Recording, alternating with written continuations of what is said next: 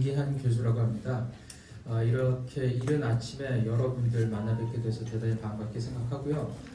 저는 보신 바와 같이 스포츠 산업 정책 방향이라는 주제로 20분에서 25분 정도의 발제를 준비했습니다. 우리 우선 발제에 들어가기 앞서서 저를 이렇게 귀한 자리에 초청해 주신 스포츠 산업협 회장님, 그리고 임원님들, 그 관계자님들, 그리고 현장에 함께 해주신 주현재 이사장님 그렇게 감사드리고요. 또 무엇보다도 포럼위원장으로서 저에게 직접 전화 주시고 초청해 주신 한남희 고려대학교 교수님께 감사드립니다. 처음에 한남희 교수님께서 스포츠 정책에 대해서 발제를 해달라고 해서 흔쾌히 수락은 하긴 했습니다만은 굉장히 부담스러운 주제였거든요. 왜냐하면 사회정책이라는 게 꼭 스포츠뿐만이 아니라 어느 한 사람이 나와가지고 정답을 제시할 수 있는 부분은 아니고 모든 정책이 다면적인 이제 복합적인 그런 환경들이 있기 때문에 제가 감히 우리나라 스포츠 정책이 이렇게 가야 된다라는 이야기를 할 수 있을지에 대해서 상당히 이제 고민을 하기도 했었습니다만 그래도 한 10년 정도 이상의 스포츠 경영학과 교수로서 스포츠 현장에서 관찰하고 또 교육 현장에서 교육하면서 정책도 직간접적으로 경험하면서 느꼈던 지식들 그리고 노하우들을 바탕으로 제가 생각하는 앞으로는 이렇게 스포츠 산업이 방향을 잡고 가면 좀 더 좋지 않겠는가라는 생각을 제시하고자 하고요. 앞서 말씀드렸다시피 제가 말씀드릴 것이 정답이란 말씀은 아니고요. 오늘 이 기회를 통해서 좋은 생산적인 논의를 이끌어낼 수 있다라고 보면 그 자체로 굉장히 큰 의미가 있다라고 생각합니다.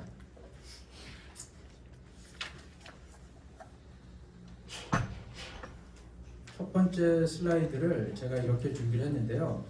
여러분들 스포츠 산업이 발달한 나라가 어떤 나라입니까? 라고 질문을 제가 드린다면 어떤 나라들이 떠오르십니까? 예, 제가 슬라이드에 미국과 영국을 이제 띄워놓긴 했는데, 자, 미국과 영국이 스포츠 산업이 발달하지 않았냐고 제가 되물어본다라 그러면 아마 그렇지 않다라고 하시는 분들은 아마 없으실 거예요.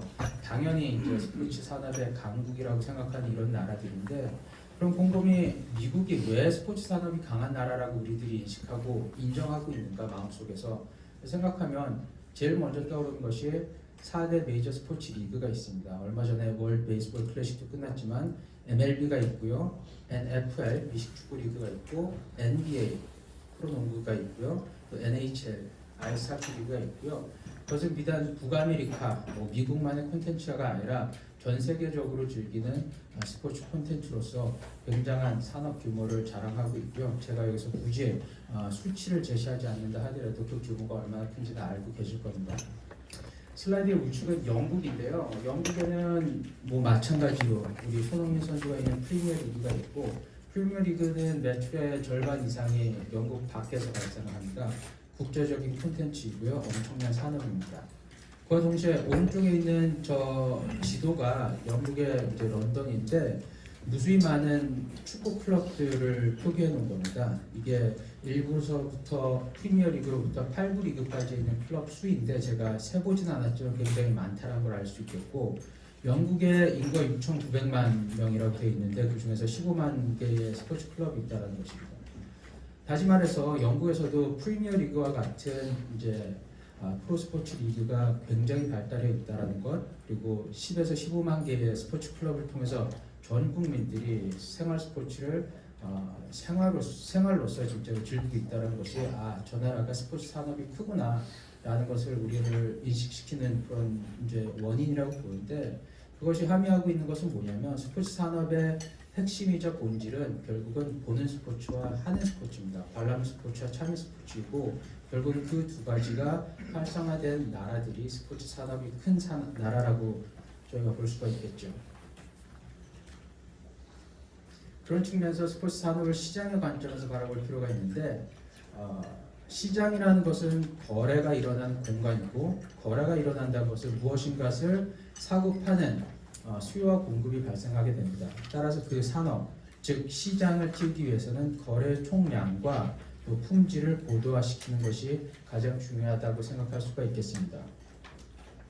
스포츠 산업에서는 스포츠 시장에서 거래되는 스포츠 프로덕트와 서비스의 본질이라고 하면 앞서 말씀드렸다시피 결국 보는 스포츠 관람 경험과 또 참여하는 스포츠 참여 경험이 되겠습니다.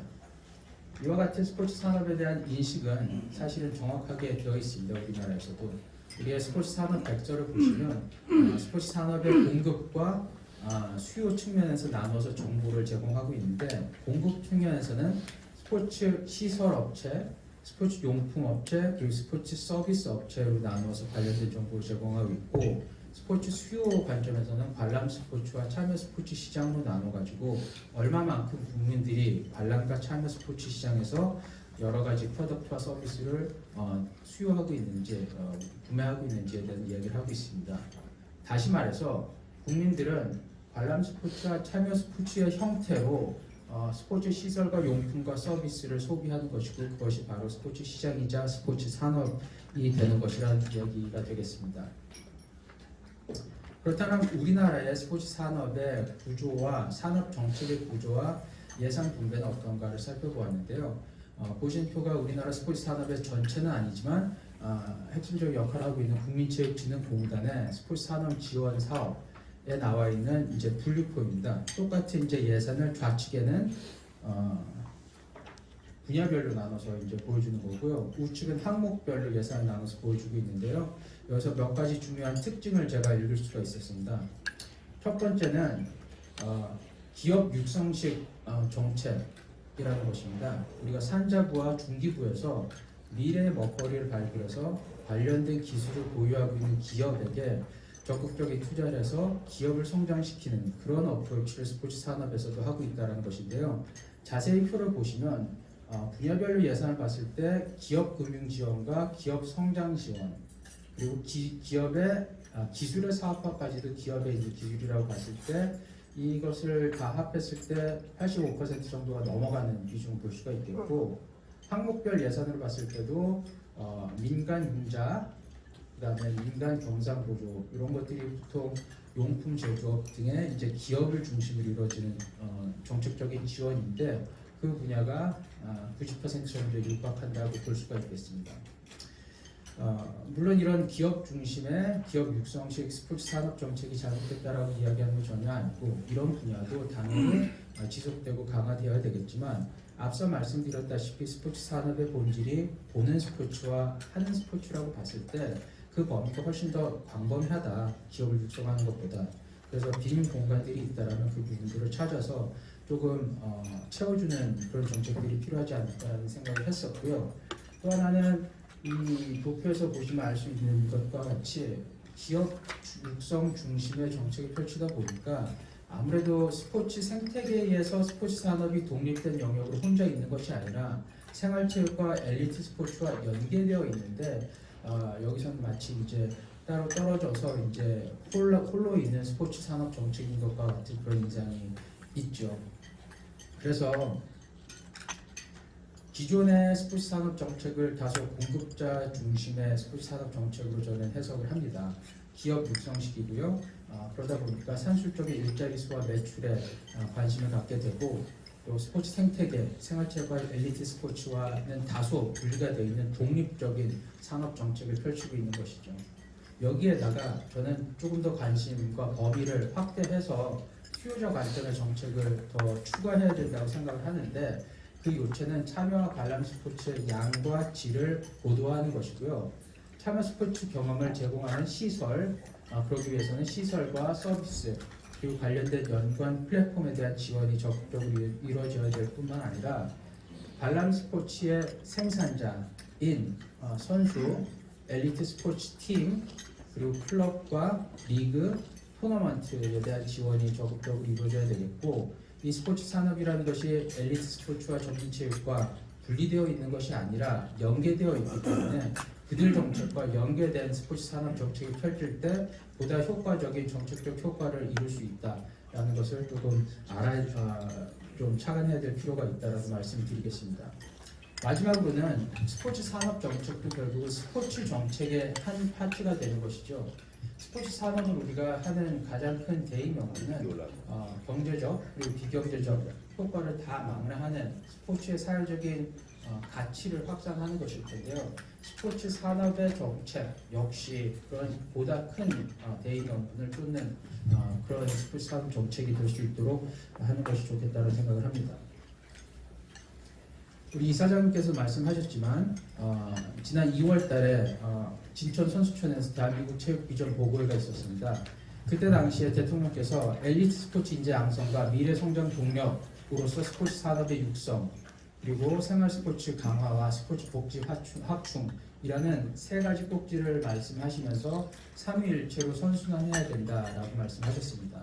앞서 제가 말씀하셨다시피 스포츠 산업 생활체육 엘리트 스포츠가 따로 떨어져 있는 분리된 정책이 아니라 함께 조화롭게 어우러져서 선순환이 될 때만이 스포츠 정책 전체가 더 좋은 효과를 효과적으로 낼 수 있다는 그런 인식이 잘 반영되어 있다고 볼 수가 있겠고, 또 스포츠 산업과 관련해서는 구체적으로 이런 말씀을 하셨습니다. 스포츠 산업을 우리 경쟁의 성장 동력으로 키워나가기 위해서는 엘리트 스포츠가 세계 최고가 되어야 하고, 또 관련해서 문화체육관광부 장관께서는 스포츠 산업의 꽃은 스타 비즈니스라는 말씀도 하셨습니다.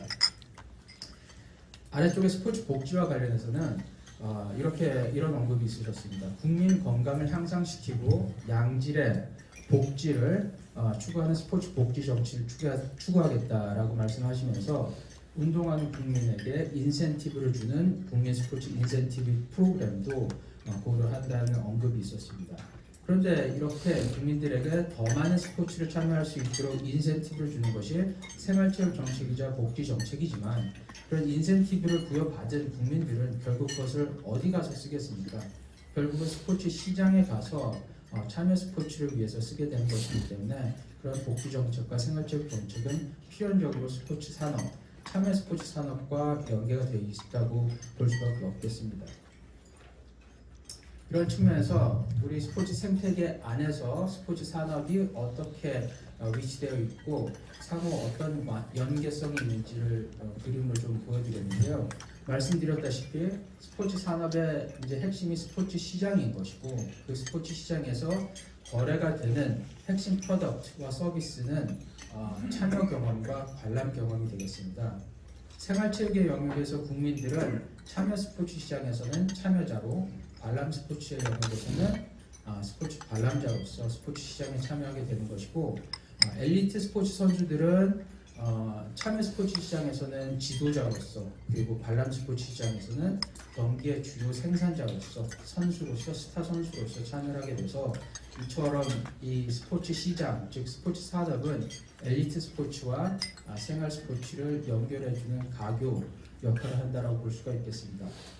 따라서 앞으로 이제 스포츠 산업 정책을 생각을 했을 때 기존의 기업을 지원하고 성장시키는 기업 성장 중심의 정책을 지속적으로 펼쳐나가고, 또 금융 지원이라든지 그런 이제 정책들이 보다 확대돼서 지원될 수 있는 방안도 마련하면서도 과거에 집중적으로 다루지 못했던 다음과 같은 세 가지 영역들을 조금 더 관심을 가져야 되지 않을까라는 생각을 드리는데요. 첫 번째는 참여 스포츠 산업인데 스포츠 복지 정책과 연계한 참여 스포츠 산업이 되는 것이고요.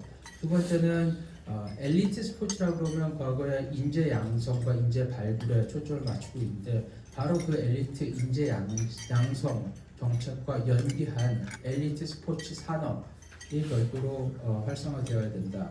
세 번째는 국민들과 또 선수들이 스포츠를 참여하고 관람하는 방식과 공간이 디지털 기술로 굉장히 이제 바뀌고 또 확대되고 있는데, 그런 디지털 기술과 관련된 산업을 선제적으로 지원할 필요가 있다는 말씀을 드리겠습니다.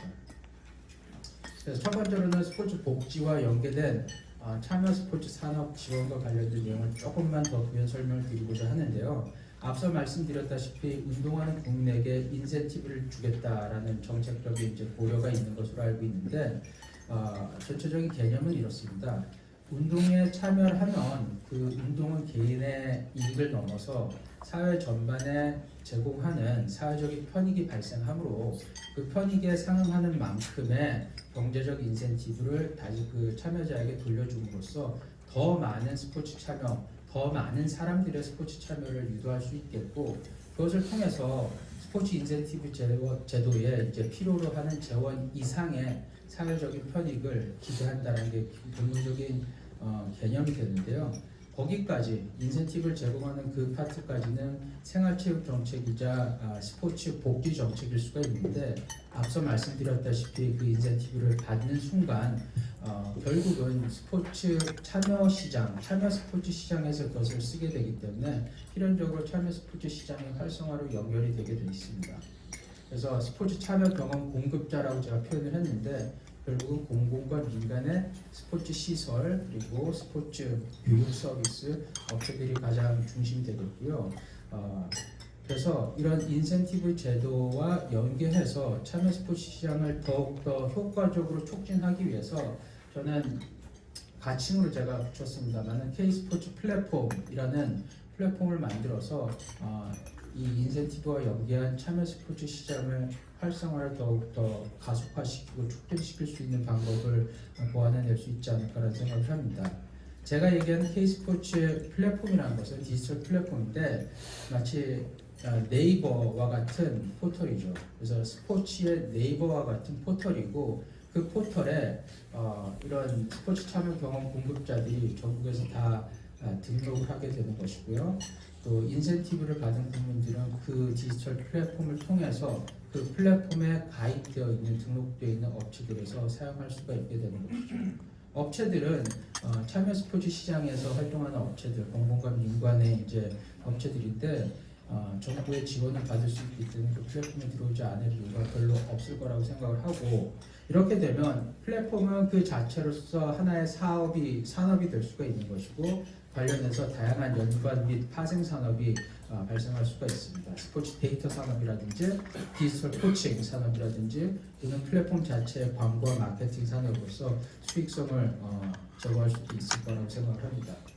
또 스포츠 참여 경험 공급자의 경우는 역시 마찬가지로 고용 창출과 서비스 고도화 그리고 업체 수가 증가할 수가 있겠고요. 또 업체의 이제 매출 총량들이 올라가서 결국에는 참여 스포츠 시장이 활성화가 되고 확대가 되고 또 용품과 같은 연관 산업 그리고 파생 산업이 자연스럽게 발전을 하게 되는 것이고 또 일자리 수와 이제 업체 매출이라는 경제적인 지표만 보는 것이 아니라 스포츠의 경제적, 비경제적, 사회적 효과를 전반적으로 다 평가 지표로 활용할 수가 있을 거라고 생각을 합니다.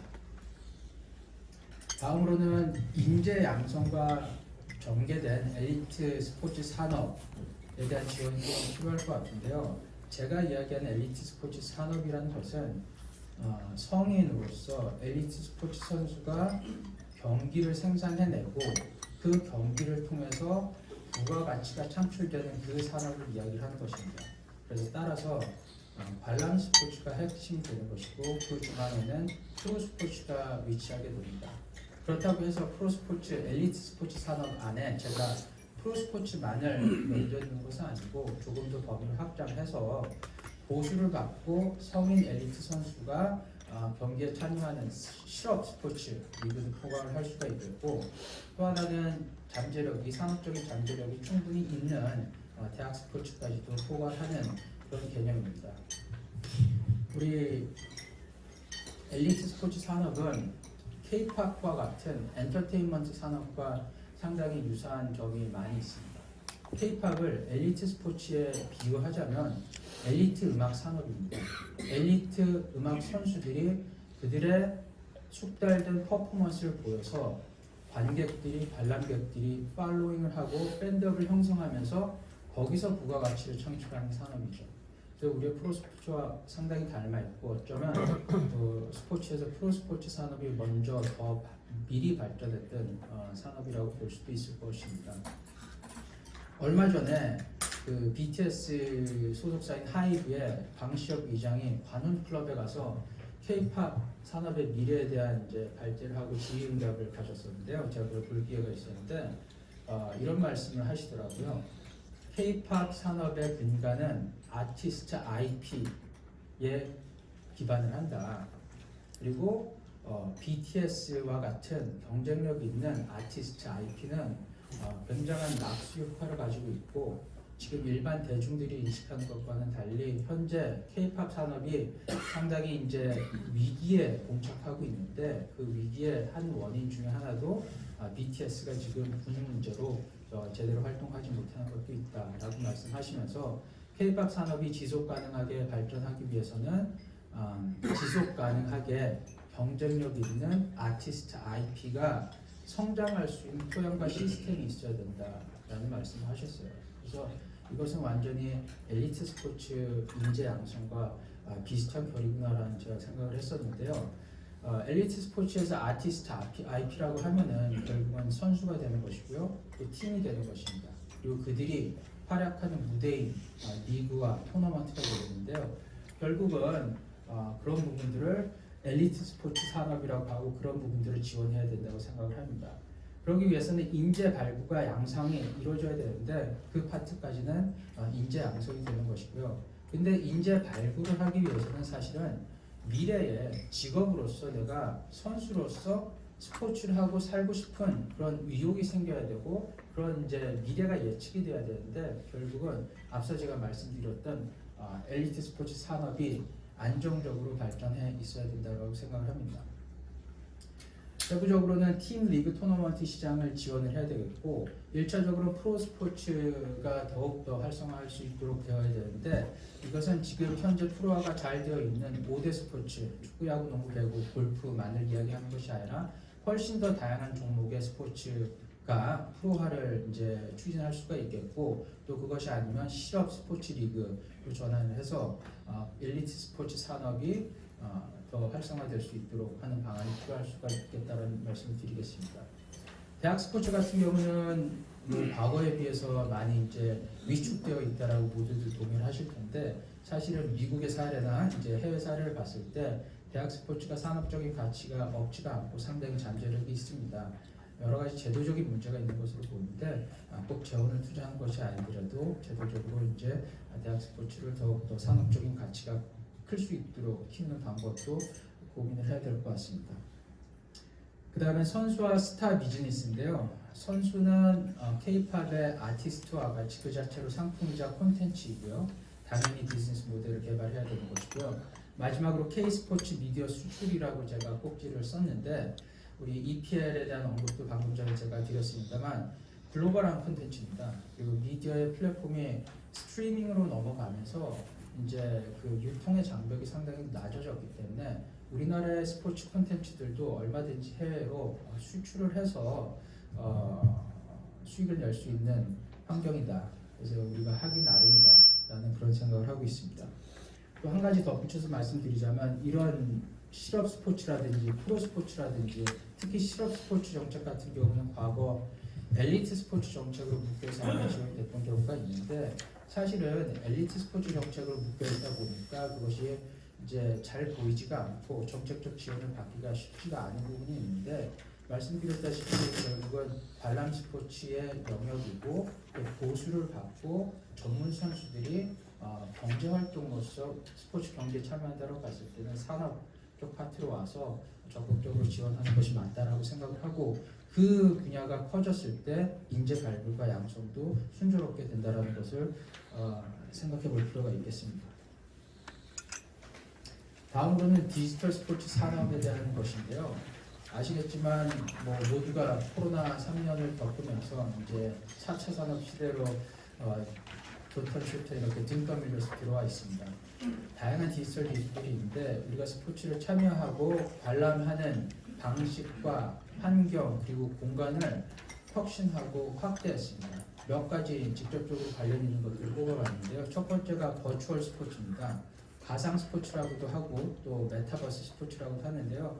현실에서 실질적인 피지컬 무브먼트를 가진 그런 스포츠 활동을 하지만 가상 세계에서 나의 아바타가 나와서 또 네트워크로 다른 사람들과 함께 운동을 할 수 있는 그런 시스템인데 도로를 까는 것과 같은 그런 이제 가상 세계 인프라가 구축되어 있어야지 가능한 것입니다.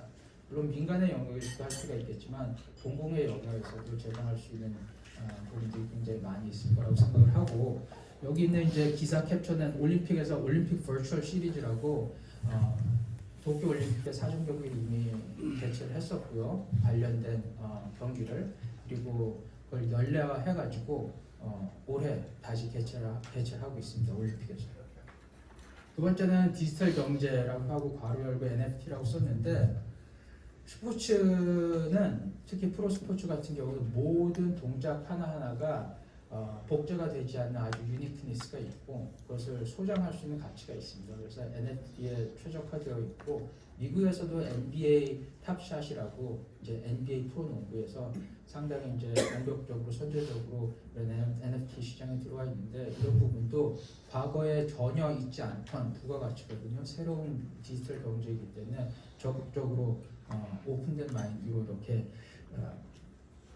바라보는 것이 좋겠고 사진이 좀 잘 안 나와 있는데 이미 우리나라에서도 KBO에서 NFT를 발행한 적이 있고 또 지난 올림픽 때 베이징 동계올림픽 때 대한체육회에서도 스포츠 NFT를 발행해서 발매한 적이 있습니다. 세 번째는 e스포츠인데요. e스포츠는 우리나라가 잘합니다. 경기력 측면에서 독보적인 1위 자리를 쭉 유지하고 있었고 지금도 잘하고 있습니다. 자타가 공인하는 우리나라의 분야가 그렇게 많지는 않다고 생각하는데 그 중에 하나가 e스포츠이고 그렇다면 우리나라에 있는 e스포츠 팀과 구단들이 사실은 영국의 맨체스터 유나이티드라든지 토트넘과 같은 명문 구단, 글로벌한 구단으로 발전 잠재력이 충분히 있다고 생각을 하는데 실무자들 이야기를 들어보면 어려움이 없지는 않은 것 같습니다. 그래서 적극적인 지원이 이루어지지 않는다라고 하면 사실은 뭐 남미의 브라질과 아르헨티나는 축구는 잘하지만 사실은 산업 규모는 크지 않습니다. 모든 선수들은 다 유럽으로 가기 때문에 그런 이제 축구의 남미 수준으로 저희가 전락할 수도 있겠다는 생각을 저는 스스로 하고 있는데 잠재력이 있는 만큼 e스포츠 산업도 지원을 해가지고 우리나라 e스포츠가 잉글리시 프리미어리그의 팀과 같은 그런 팀이 될 수 있도록 고민을 할 필요가 있겠다는 생각을 하고요.